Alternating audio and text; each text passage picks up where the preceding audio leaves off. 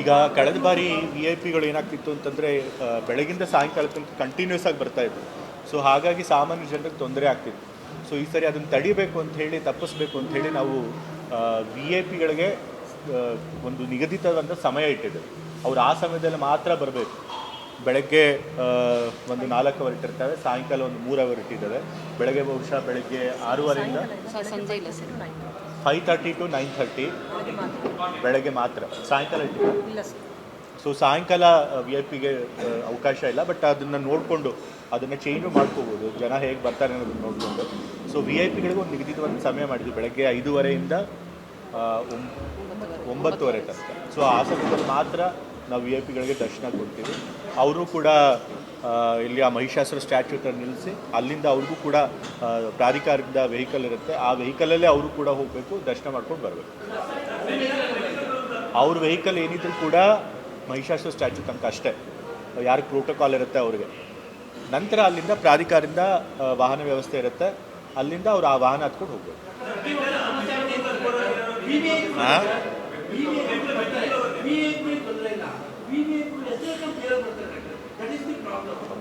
ಈಗ V I ಪಿಗಳಿಂದ recommendation letter ತೊಗೊಂಡು ಬಂದು ಅವರು ಕೂಡ ನಮಗೆ ವಿ ಐ ಪಿ ದರ್ಶನದಲ್ಲೇ ಬಿಡಿ ಅಂತ ಕೇಳ್ತಾರೆ, ಅದು ನಮಗೆ ತೊಂದರೆ ಆಗ್ತಿದೆ.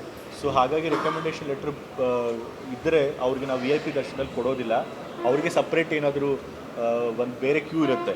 ಅವರು ಮಹಾಬಲೇಶ್ವರ ದೇವಸ್ಥಾನದಿಂದ ಸುತ್ತಾಕೊಂಡು ಮತ್ತೆ ವಾಪಸ್ಸು ಸಾಮಾನ್ಯ ಸರ್ತಿಗೆ ಜಾಯಿನ್ ಆಗಿ ಮೇನ್ ಎಂಟ್ರೆನ್ಸಿಂದ ಹೋಗಿ ಅವ್ರು ದರ್ಶನ ಮಾಡ್ತಾರೆ. ಅವ್ರ ವೆಹಿಕಲ್ಲು ಕೂಡ ಮಹಿಷಾಸುರ ಸ್ಟ್ಯಾಚ್ಯೂ ಅಂತ ಮಾಡ್ತಾರೆ. ನಾ ಹೇಳಿದ್ದೀನಿ ಸ್ಟ್ರಿಕ್ಟಾಗಿ, ವಿ ಐ ಪಿಗಳಿಗೆ ಅವ್ರ ಇಮಿಡಿಯೇಟ್ ಫ್ಯಾಮಿಲಿಗಳಿಗೆ ಮಾತ್ರ ಬಿಡಬೇಕು, ಅವ್ರಿಗೆ ಮಾತ್ರ ಬಿಡಬೇಕು. ರೆಕಮೆಂಡೇಶನ್ ಲೆಟರ್ ಇರೋರಿಗೆ ನಾವು ಯೋಚನೆ ಮಾಡ್ತೀವಿ, ಅವ್ರನ್ನ ಮಹಿಷಾಸುರ ಸ್ಟ್ಯಾಚ್ಯೂ ತಂದು ಬಿಡೋದಾ ಅಥವಾ ಕೆಳಗಡೆ ಪಾರ್ಕಿಂಗ್ ವ್ಯವಸ್ಥೆಗೆ ಇದು ಮಾಡೋದು. ಸೊ ಲಾಸ್ಟ್ ಟೈಮ್ ಅಲೋ ಮಾಡಿರಲಿಲ್ಲ, ಈ ಸರಿನೂ ಕೂಡ ನಾವು ಇಲ್ಲ, ಅದು ತೀರ್ಮಾನ ಆಗಿದೆ. ಪ್ರೋಟೋಕಾಲ್ ಇರೋರಿಗೆ ಮಾತ್ರ ನಾವು ಮಹಿಷಾಸುರ ಸ್ಟ್ಯಾಚ್ಯೂ ತನಕ ಬಿಡ್ತೀವಿ.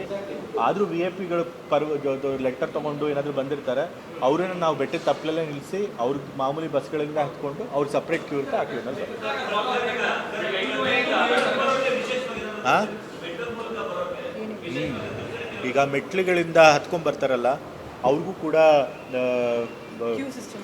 ಕ್ಯೂ ಸಿಸ್ಟಮೇ ಇರುತ್ತೆ. ಅವರು ಕೂಡ 2,000 ರೂಪಾಯಿ ಟಿಕೆಟ್ ತೊಗೊಂಡು ವಿಶೇಷ ದರ್ಶನ ತೊಗೊಳ್ಬೇಕಾದ್ರೆ ಅವಕಾಶ ಇರುತ್ತೆ.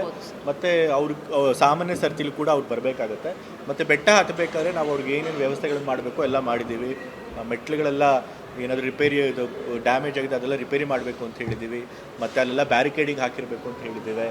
ಮತ್ತು ಅವರು ಬರಬೇಕಾದ್ರೆ ಏನಾದರೂ ಕುಡಿಯೋದಕ್ಕೆ ನೀರಿನ ವ್ಯವಸ್ಥೆ ಮತ್ತು ಹಾಲಿನ ವ್ಯವಸ್ಥೆ ಅಥವಾ ಬಿಸ್ಕೆಟ್ ವ್ಯವಸ್ಥೆ ಮಾಡ್ತೀವಿ ಅಂತ ಹೇಳಿದ್ದಾರೆ. ಯಾಕೆಂತಂದರೆ ನಡ್ಕೊಂಡು ಬರಬೇಕು ಮತ್ತು ಮತ್ತೆ ಕ್ಯೂನಲ್ಲಿ ನಿಂತ್ಕೊಳ್ಬೇಕು. ಸೊ ಆ ಟೈಮಲ್ಲಿ ಅವ್ರಿಗೇನು ತೊಂದರೆ ಆಗಬಾರ್ದು ಅಂತ ಹೇಳಿ ಹಾಲು ಅಥವಾ ಏನಾದರೂ ಬಿಸ್ಕೆಟ್ ವ್ಯವಸ್ಥೆ ಕೂಡ ಎಲ್ಲ ಮಾಡಿರ್ತಾರೆ. ಮತ್ತು ರಕ್ಷಣಾ ಸಿಬ್ಬಂದಿಯವರು ಕೂಡ ಇದ್ದೇ ಇರ್ತಾರೆ, ಮತ್ತು ವೈದ್ಯಕೀಯ ಸಿಬ್ಬಂದಿಯವರು ಕೂಡ ಇರ್ತಾರೆ.